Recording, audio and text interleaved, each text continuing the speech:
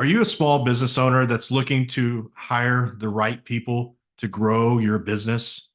In my conversation today with Corey Harlock, principal consultant of KeyHire based in Houston, Texas, Corey dives into some of the key aspects you need to understand as a small business owner to make sure you have the right people in place. Let's get started. I'm Jeremy Williams, owner of Red Hawk Coaching and the host of the Survive Scale Soar podcast.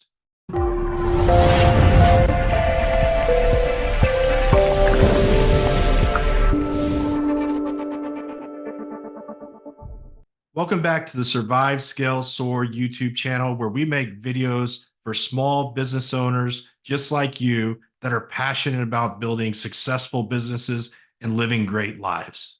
Let's jump into my conversation with Corey Harlock, principal consultant of KeyHire based right here in Houston, Texas.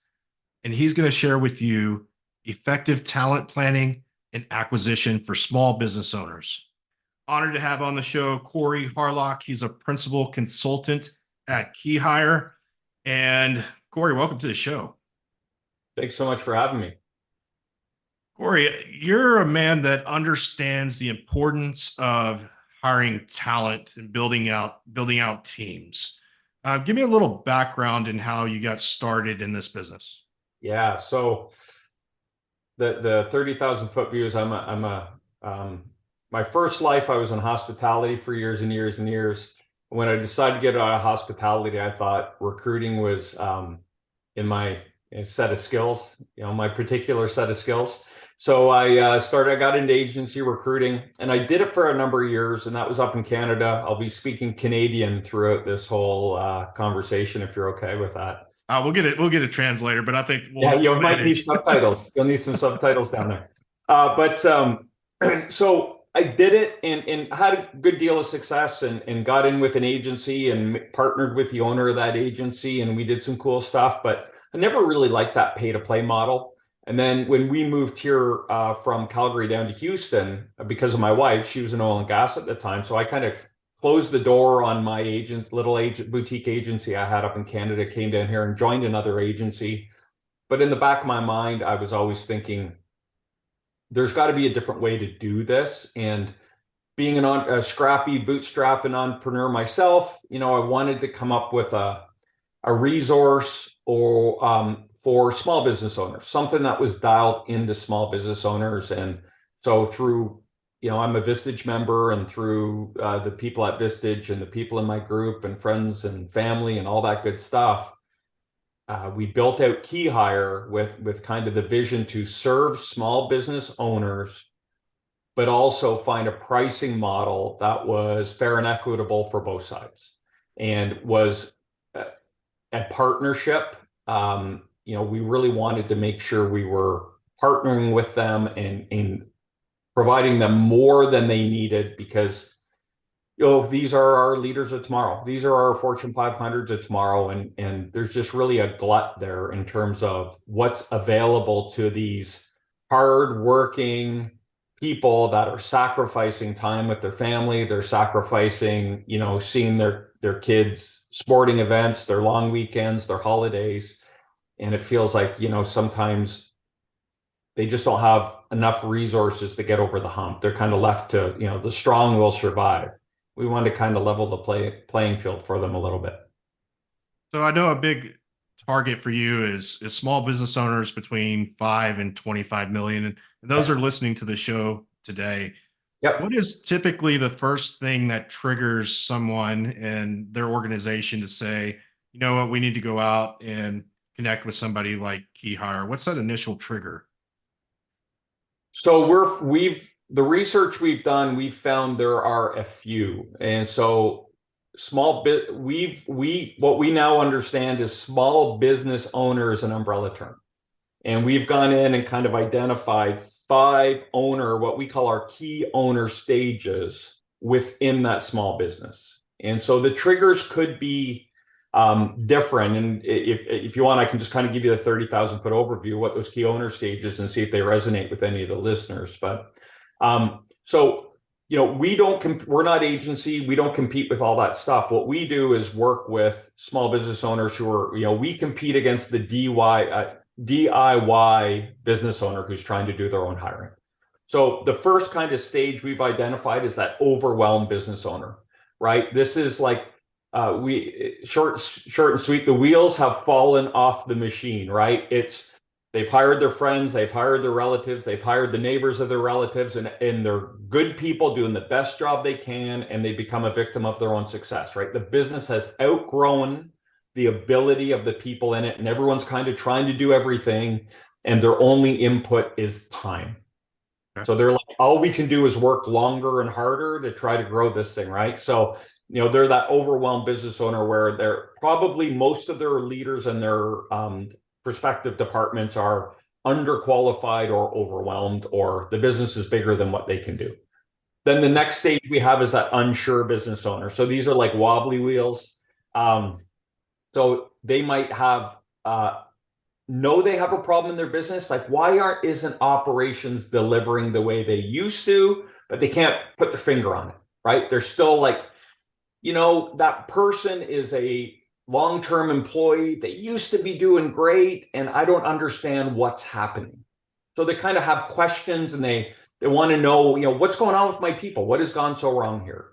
And then the third stage is what we call curious. And these are the business owners where, you might have a flat tire. This is where they've identified a problem and they're curious about it. So they might say, that my director of sales used to be doing great. They're not doing great.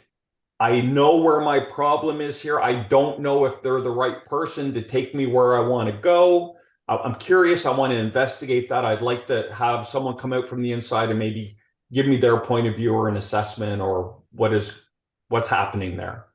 And then the next stage we have is the growing company. So these are the people that they have good people in place. They're growing, and we just need to upgrade that leadership, and they're aware of it. Right now, they have a sense of awareness. They know what good looks like, and they're saying, okay, my director of ops is crushing it. My director of sales is struggling. Let's go in and find some help for this director of sales, or hire someone above them, or upgrade that role, or get them the support they need. Then the fifth stage, they've moved right into strategic. They know what they need. Just go out and fill the holes for me. We need to keep rocking and rolling. We have a handle on exactly what we need now. We just need someone tactically to fill in the holes as we're growing. So those are kind of the if you look in the wheel reference, we go from the wheels have fallen off to the wobbly wheel to the flat tire to the upgrading the wheels, right? We're putting low profiles on the machine now when we're in the growing stage. And then once we get to strategic, we're like adding wheels to the machine because the machine's getting bigger and going faster.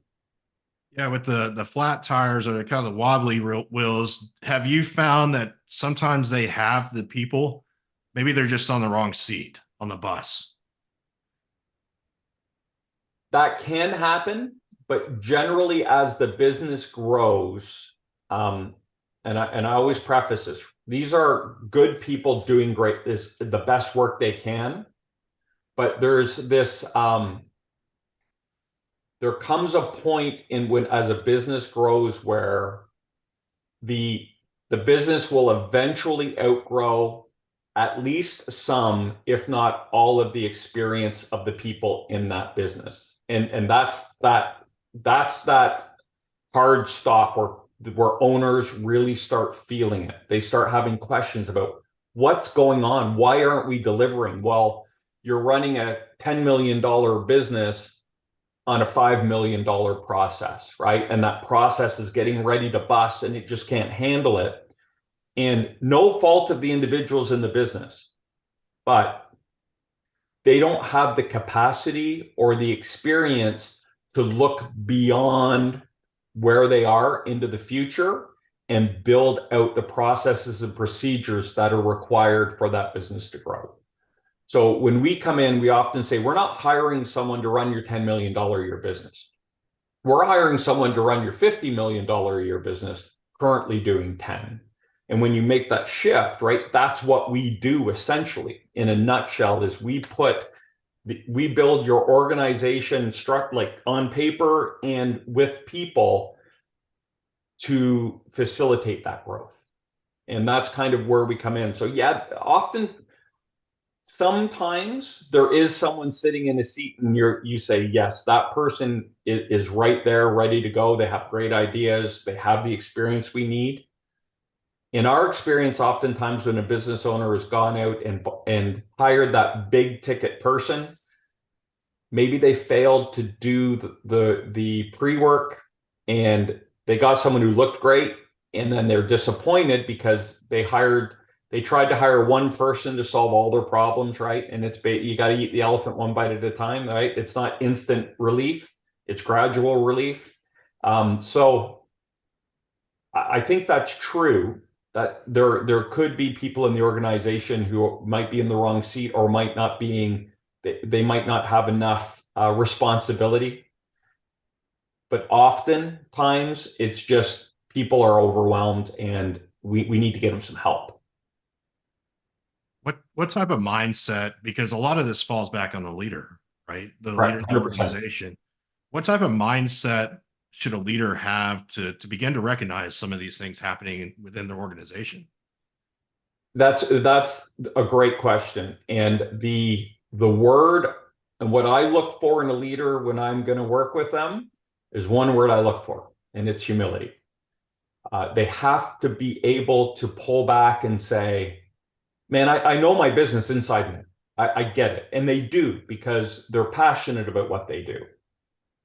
I used to golf. I'm an aspiring golfer. I have young kids. So my Uber shift starts after my work shift, shuttling kids all over town. But I've hit tens of thousands of golf balls. It doesn't mean I can be a golf instructor, right? I've hit tens of thousands of golf balls, but I've hit them all wrong. And these business owners have started these businesses because they have a passion, and hiring is a unintended consequence of starting that business, and they've hired. But just because they've hired a lot of people doesn't mean they're great at it. It means they've hired people, just like I've hit golf balls. And so having a business owner that can understand what an amazing leader with capacity looks like, and having the humility to, and I say this with the caveat, that person has to earn the trust and respect of the owner, right? It's not day one, take my business and do what you want with it. It's a partnership, and they have to go through that kind of those relationship stages as they go. But working towards having the humility to step back and say, man, this person understands how to run a manufacturing facility better than I do. So I'm going to let them do what they do, because at the end of the day, I get to work less. My business has more capacity, and we're all going to be better served by that. We're all going to be in a better position to take care of ourselves and our families. That's what it takes, for someone to be able to step back and say, let's see what this individual can bring to the table. And if they have the jam I need, turn them loose and let them do what they do. So what I'm hearing is a leader that's got a big ego and maybe lacks humility. They're going to be the ones that find themselves struggling with hiring and maintaining that talent. That could be the case, unless you can crack that nut, right? And I've seen that happen. It's not the majority, right? But it has happened. But yeah, I mean, if you want to hire people with amazing experience that come from bigger companies that understand how to build capacity into your business, and tell them how to do save your money, right? Because you're not going to be happy and they're not going to be happy, and that's a recipe for a short-term relationship. When it comes to bringing in talent, we deal in probabilities. Our KeyHire's job is to build out the process and what we call our action plan to maximize the probability of a successful relationship. And in any relationship to be successful long-term, both sides there has to be mutual respect, and there has to be give and take. And hiring ultra talented people and saying, hey, I love your experience, now do it my way, kind of defeats the purpose of bringing in that talent. Yeah, there's a big issue where you got to trust one another, and I heard you say that earlier. Trust is huge. I think trust is the overriding ingredient, and then humility would be 1B. So as a consultant with your company, is it sometimes do you find yourself being that person? Sometimes we're stuck in the forest, right? We can't see outside of the forest, and you're coming in at 30,000 feet, right? Is it your job as a consultant sometimes to help that leader see the potential opportunities of bringing in talent and maybe stepping back and allowing some of that talent to flourish? Yeah, 100%. That's a big part of what we do. So when we come in, we spend a lot of time up front getting, we like to say we want to understand the business almost as well as the owner does. And so we want to understand their people. We want to talk to people. We want to hear what's going on, because it helps us put the puzzle together. And yeah, we've recommended shifting seats, or you might have a problem here. You might have a constraint here. It could be any number of things. And it's hard for an owner who's given blood, sweat, and tears building their business. And they've hired people who have been great employees and done their best. And I say this all the time. The hardest decision a small business owner will ever make, bar none, is going to that employee that's been with them for 5-10 years and given them everything they've had and saying, man, you have been a loyal and good soldier for me, and thank you for getting me here, but I don't think you can get me there, and having to have that conversation. So it's tough for them. And I get that. I understand that. And it's also tough for them to bring someone in over that person who they have a lot of loyalty to. So that's kind of always the first step. It's respecting those relationships, respecting the people, the work. The respect for the employer and the employee is something that we balance all the time. This whole, well, we'll just hire them. If they don't work out, we'll just fire them and hire someone else. That doesn't work for us, the way we do things, right? We're dealing with people who have marriages and mortgages and kids in school and stuff going on. And It's a huge cost to the business as well. Yeah, for sure. And that gets factored in, but we got to look at the human side too, right? Like, we got people that are trying to live their lives, and I see it as our duty to make sure, again, we go back to maximizing the probability of success. Nothing is throwaway in our process or procedure or our thought process. Like that's not an option. And we get, sometimes things don't work out. We deal with humans and stuff happens, right? But when we start building, especially when we initially go in and we're trying to make that first change in the business, regardless of what key owner stage they're at. But generally, if they're overwhelmed or they're the unsure and they're in that curious category, we are going to potentially upset the apple cart by bringing someone in who has bigger and more experience than most people do in the business. And integrating that person into the business becomes super important. How are we going to do this? Why are we doing this? What are the expectations? And not only having that conversation with the business owner, but having that conversation with the person coming in. Look at there's a lot of people in this business that are great people doing the best job they can. They just don't have the experience you have. So we got to understand that, right? You can't come in with a mindset or a view of what have you been doing? This isn't how you run a business, because they have been running the business that way and they've had success. In fact, they've had so much success that the way they were doing it doesn't work anymore, right? So we need you to help us correct it and get us back on track. And then that's kind of where that relationship between the business owner and this kind of experienced leader starts to if we get it right, not only does the business improve, but the business owner then, and I've asked a lot of my business owners this question, since we put like this really good, well-matched highly experienced leader into your business, has that changed your definition of what a good employee looks like? And they're all like, yes, right? Once they see that kind of pro level talent, right? We call them like, once you put a professional into your business and see it, if you get it right and you see the impact of the culture, of the morale, of the productivity, of the quality, of the safety, whatever they are in charge of, you start saying, oh, if I get more professionals in my business, man, we can do great things and I can reach my goals. It might be to have dinner with my family every Friday. It might be to take a long weekend off every quarter. It could be to go to my summer house for 2 months every summer.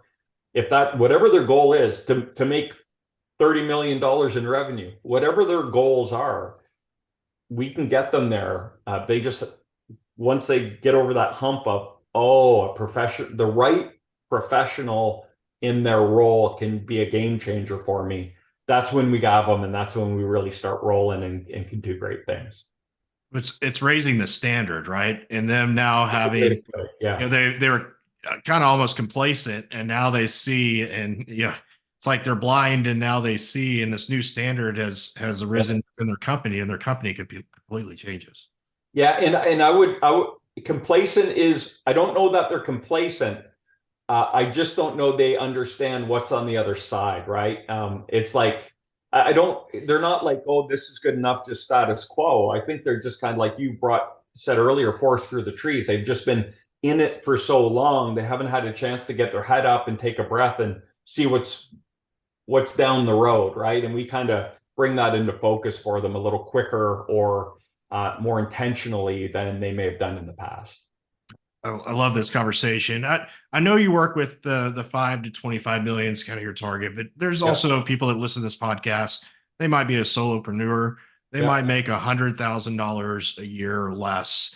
They're in a place where maybe they're feeling the struggles and it's really, they can't grow anymore. They're just one person. What would be a first step for those guys to start looking for talent? Where do they go? Well, I think that I don't know that they would be looking for like a W-2 employee, right? Or if they are, or they might be looking for a 1099. But obviously you want to look at the stuff you're not good at, or that's a time suck for you, right? Like personally, my marketing, I have a great marketing guy who takes care of all that because I kind of like doing it, but I'm not really good at it. And then I get bored with it. So it's, you go through these fits and starts, right? You need some consistency there. So I've engaged them to do that. But if you're kind of a solopreneur and you're looking to grow, you don't need, so what I would caution against is throwing a job up on a job board. The best people for you for any business aren't hanging out on, fill in job board name here, hoping that you're going to post a job. So